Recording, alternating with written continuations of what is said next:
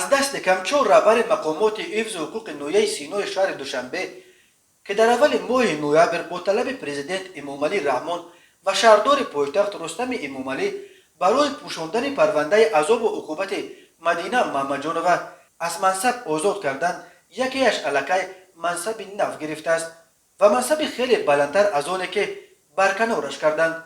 بنا به اطلاع منابع معتمد پایگاه خبری بامداد، پادپالکوودک اسمتزاده مشرف که تازه در اول ماه نوامبر از مقام معاون سردار شعبه وزارت کارهای داخلی دوی نویه سینو بنابر خنک نظری در اجرای وظیفه برکنار کرده شد، به مقام معاون سردار ریاست کارهای داخلی ولایت سوق شده است.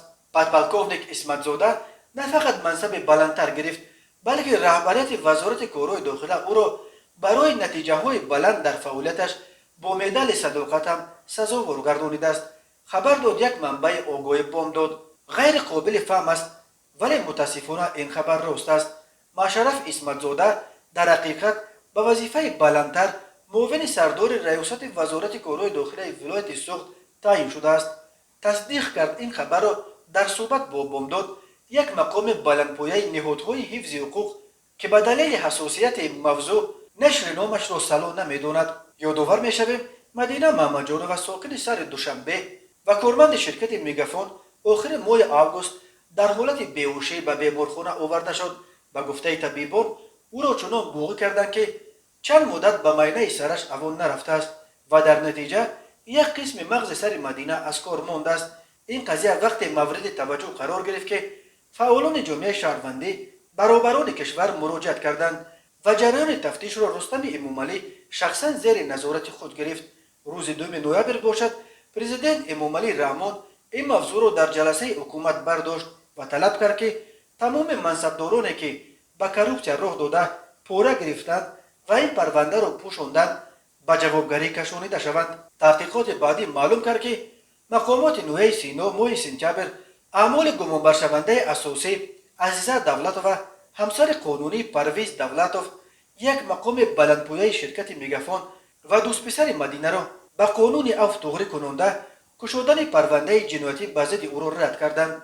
در نتیجه 4 مقام بلندپایه نهادهای حفظ حقوق این نوعیه سردار شعبه وزارت کارهای داخلی نویه سینو ظفر اسماعیل زاده، معاون اول دادستانی نویه سینو سهراب سلیم زاده، معاون سردار شعبه وزارت کارهای داخلی دوی نویه سینو مشرف اسمتزاده و پادپالکوونیک شکور رحیموف، معاون سردار شعبه تفتیشات شعبه وزارت کارهای داخلی دوی نویه سینو که تا رساندن به مرحله عفو مفتش نخستین قضیه عذاب و عقوبت مدینه محمدجانova بوده است، برای نقشهشان در پوشاندن پرونده مدینه از منصبهایشان برکنار کرده شدند.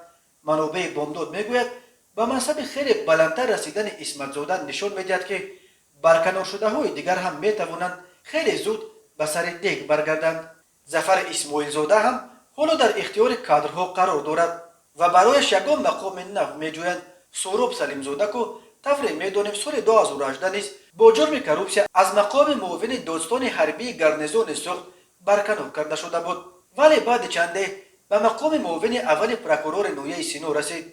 به زودی خواهیم دید که کشته سلیم زاده و دیگر منصبداران برای پوشاندن پرونده مدینه برکنار شده در کدام منصب‌های نوی لنگر خواهم پرداخت. تاجیکستان است اینجا، گفت با کنایه یکی از همصحبتان بامداد در مقامات حفظ حقوق.